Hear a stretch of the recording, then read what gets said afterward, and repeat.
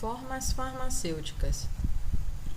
A forma farmacêutica é o estado final que as substâncias ativas apresentam depois de serem submetidas a operações farmacêuticas necessárias a fim de facilitar a sua administração e obter o maior resultado terapêutico desejado. Traduzindo, a forma farmacêutica nada mais é do que a forma física em que o fármaco, o princípio ativo, ele vai ser apresentado. Alguns exemplos são o comprimido, a solução, a cápsula, o comprimido revestido.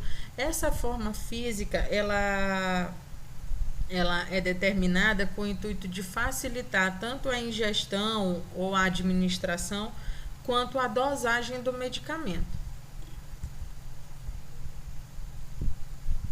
Um dos objetivos das formas farmacêuticas, como eu falei, é normalizar a dose da medicação, para que seja mais fácil, na hora de administrar o medicamento, a dosagem exata do medicamento a ser ingerido ou administrado. Então, as formas farmacêuticas geralmente são compostas pelo princípio ativo e pelos recipientes, e tem 5 classificações, quanto ao modo de ação, quanto ao alvo terapêutico, quanto à via de administração, quanto ao uso e quanto à forma farmacêutica. De acordo com o modo de ação, ela pode ter ação tópica ou ação sistêmica. Vai ter ação tópica quando exercer ação no local da aplicação e sistêmica quando atingem a corrente sanguínea. De acordo com o alvo terapêutico, ela pode ser organotrópica, quando atua em todo o organismo humano, ou quando atua no organismo humano, e elas podem ser etiotrópicas, quando elas atuam direto nos organismos parasitas. De acordo com a via de administração, ela pode ser tópica. Quando ela é tópica, ela pode ser por via epidérmica, bucal. Geralmente a tópica ela não vai ter acesso à corrente sanguínea, digamos assim. Ela pode ser enteral, quando a administração, em algum momento da administração do fármaco, vai ter contato com o trato gastrointestinal do paciente, com o trato digestivo do paciente. Então, se a administração tiver contato com o trato digestivo do paciente, vai ser via enteral. E a parenteral, ela vai ter acesso à corrente sanguínea por outros meios que não sejam o trato digestivo. E tem as especiais, que vão direto pro sistema neurológico, por exemplo, como a anestesia epidural. Tá? Então, para odontologia, quais serão os mais importantes para a gente?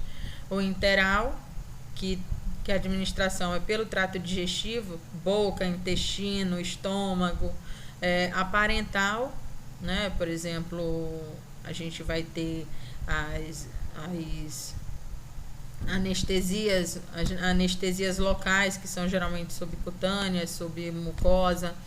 E tem as tópicas também, que são as epidérmicas, a bucal, que a gente vai utilizar muito, tá? E quanto ao uso, nós temos 2 tipos, o uso externo e o uso interno. O uso externo é incapaz de atingir a corrente sanguínea, já o interno atinge a corrente sanguínea. E o objeto do nosso estudo, que é a classificação quanto à forma farmacêutica, que elas podem ser sólidas, líquidas ou semissólidas. Então, as classificações farmacêuticas, nós temos as sólidas, as pastosas, as líquidas, as gasosas e as especiais. Na forma sólida, a gente vai ter as cápsulas, os comprimidos vaginais, as drágeas, grânulos, hóstias, implantações, óvulos, papéis, pérolas, pílulas, pós e supositórios. A cápsula é uma forma farmacêutica sólida, como falamos agora há pouco, e nela uma ou mais substâncias são acondicionadas em um invólucro à base de gelatina, ou seja, vai haver um pó em que várias substâncias, um ou mais princípios ativos vão ser colocados em uma cápsula gelatinosa, tá? Que pode ser dura ou mole, dependendo de aonde, em que local do trato gastrointestinal, do trato digestivo, ela vai ser dissolvida. São geralmente administrados por via oral e possuem propriedades de se desintegrarem e se dissolverem no tubo digestivo. Algumas das vantagens das cápsulas são: elas permitem a administração de drogas de sabor desagradável, já que a cápsula gelatinosa pode mascarar esse sabor. Permitem um revestimento gastro-resistente do medicamento. Então, alguns medicamentos é necessário que ele seja dissolvido e absorvido no intestino. Então, a cápsula tem que sobreviver, digamos assim, ao ácido clorídrico do estômago. Então, nesse caso, cápsulas vão ser melhores que comprimidos. Isso a gente vai ver mais lá na frente. E liberam mais rápido o princípio ativo da droga. Os comprimidos são geralmente cilíndricos ou discoides, e eles são basicamente produto da compressão de medicamentos junto com recipiente. Então, geralmente são pós que são comprimidos e se tornam sólidos, se dissolvem mais rápido, muitas vezes até na própria boca. Eles já começam um processo de dissolução e geralmente terminam no estômago. Algumas vantagens dos comprimidos: eles permitem precisão na dosagem e são de fácil administração. Eles podem ser fracionados e podem ser conservados por maiores períodos de tempo. A drágia são comprimidos revestidos geralmente por queratina, ácido esteárico ou gelatina endurecida com formaldeído. Então, drágia nada mais é do que um comprimido revestido. Geralmente eles têm a superfície lisa e brilhante. Algumas das vantagens: eles facilitam a deglutição, eliminam os sabores e odores desagradáveis, porque na maioria das vezes o fármaco em si, o princípio ativo ou o recipiente, tem gosto ruim, o que dificulta a sua ingestão. Então, esses revestimentos, geralmente à base de xarope, tem sabor que integram um sabor mais agradável a esses comprimidos, facilitando assim a ingestão deles, principalmente por criança.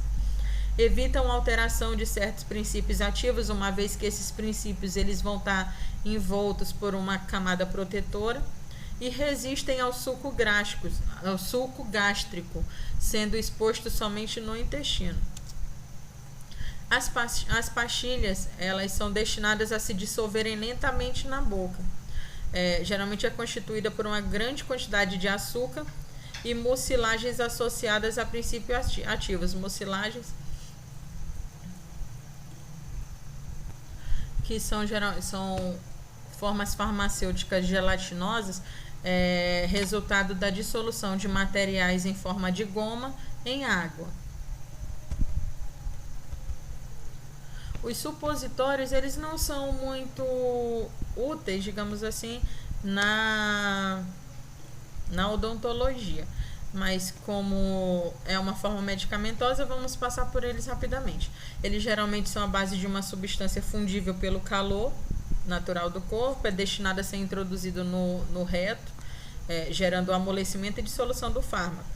O recipiente mais usado é a manteiga de cacau, que é lipossolúvel, junto com a glicerina gelatinada, que é hidrossolúvel. Os óvulos, eles são formas farmacêuticas obtidas pela compressão ou moldagem. A sua grande maioria tem aplicação vaginal, mas tem também óvulos que são de aplicação oral, de administração oral. Eles devem se dissolver para exercerem a função no local. O recipiente em geral é a glicerina. Os pós são preparações farmacêuticas que se caracterizam pela mistura de fármacos ou substâncias químicas finamente divididas ou na farmacêutica. Em geral, são destinados a uso interno, mas também tem alguns que são destinados a uso externo. Podem ser administrados em sua forma simples ou serem ponto de partida para outras formas farmacêuticas, como papéis e cápsulas. Geralmente são fórmulas magistrais para destinadas a farmácias de manipulação. Os grânulos também, geralmente, em sua grande maioria, fórmulas magistrais, são formas farmacêuticas compostas de um pó ou de uma mistura de pós umedecidos e submetidos à secagem para produzir grânulos do tamanho desejado, geralmente, com certeza, claro, maiores que o pó. Os implantes também, outra forma farmacêutica, acredito que não utilizada na odontologia, tá? É uma forma sólida que contém um ou mais princípio ativo de tamanho e formato adequado para ser inserido no tecido do corpo, a fim de liberar o princípio ativo por um período prolongado de tempo. Formas pastosas, nós vamos ter as pomadas, os cremes, as pastilhas, os cataplasmas e os ceratos. As pomadas, elas geralmente são preparações de consistência pastosa destinada a uso externo. O Bepantol, por exemplo, que é muito utilizado na hidratação labial. Tem também o Vetagloss, que é uma pomada cicatrizante muito potente. Tem os cremes, que são emulsões líquidas viscosas do tipo óleo e água ou água e óleo, contendo um ou mais princípios ativos ou aditivos dissolvidos ou dispersos na base adequada. As pastas, elas são pomadas mais espessas devido à grande quantidade de pó solúvel que veiculam. Elas podem aparecer sob forma de pasta dérmica para aplicação tópica ou pastas orais para administração oral de antiparasitários, geralmente antifúngicos, muito utilizadas na prática odontológica. Os cataplasmas, eles são pouco utilizados na área da odontologia. São preparações geralmente magistrais, ou seja, geralmente preparadas em laboratórios de manipulação, em farmácias de manipulação. Geralmente é feito com farinha e água. E sua aplicação é feita geralmente a quente. Seu efeito de vasodilatação local dura enquanto a temperatura do cataplasma se conserva elevada. Os ceratos são um tipo de pomada em que o recipiente é constituído por uma mistura de cera e óleo. Nas formas líquidas, nós temos as emulsões, os elixires, as soluções, tinturas, chá ou infusão e os xaropes. A emulsão é uma forma farmacêutica líquida, de aspecto cremoso, feito com a mistura de um líquido em óleo. Como agentes emulsionantes, geralmente é utilizada a goma arábica e a gelatina.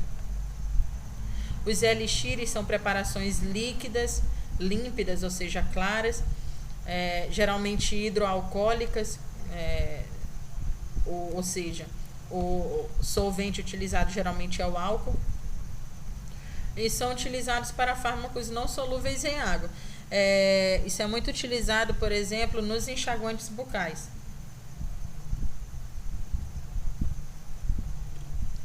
As soluções são preparados líquidos obtidos da dissolução de substâncias químicas em água. O soro fisiológico é um grande exemplo disso. A mistura de geralmente pode ser misturada uma ou mais substâncias, normalmente um soluto e um solvente, que resultam em fármacos de fase única. As tinturas, elas são formas farmacêuticas oficiais, pouco utilizadas na odontologia. Então,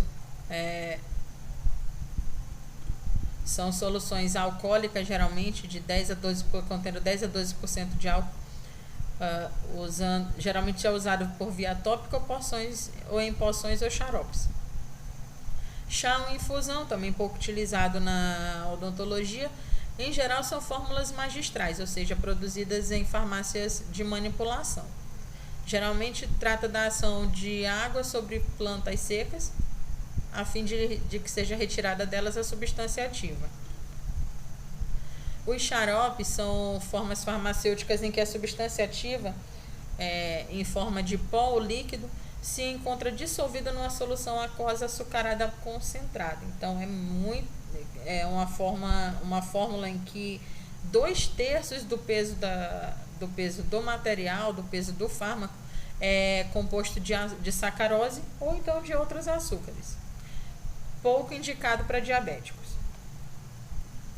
A forma gasosa, vaporização, geralmente por vaporização, são formas farmacêuticas magistrais, geralmente, resultantes da liberação de vapor de água por si só ou contendo antissépticos e que se destinam a ser inalados. Além das magistrais, a gente também tem, por exemplo, de grande utilização na odontologia, principalmente na parte de sedação, o óxido nitroso, que é introduzido, administrado na forma gasosa, para controle principalmente de crianças ou mesmo de pacientes com necessidades especiais durante o atendimento odontológico. Nós temos ainda outras formas especiais, como os aerossóis, as ampolas, colírios e spray. Os aerossóis são formas farmacêuticas que são constituídas como um nevoeiro não molhante, formado por microgotas. As ampolas são tubos de vidro ou plástico, geralmente a gente utiliza um grande exemplo é a anestesia local. Servem para facilitar a esterilização e conservação de seu conteúdo. Os colírios não utilizados na odontologia são formas farmacêuticas destinadas a serem aplicadas na mucosa ocular. Os sprays são formas farmacêuticas semelhantes aos aerossóis.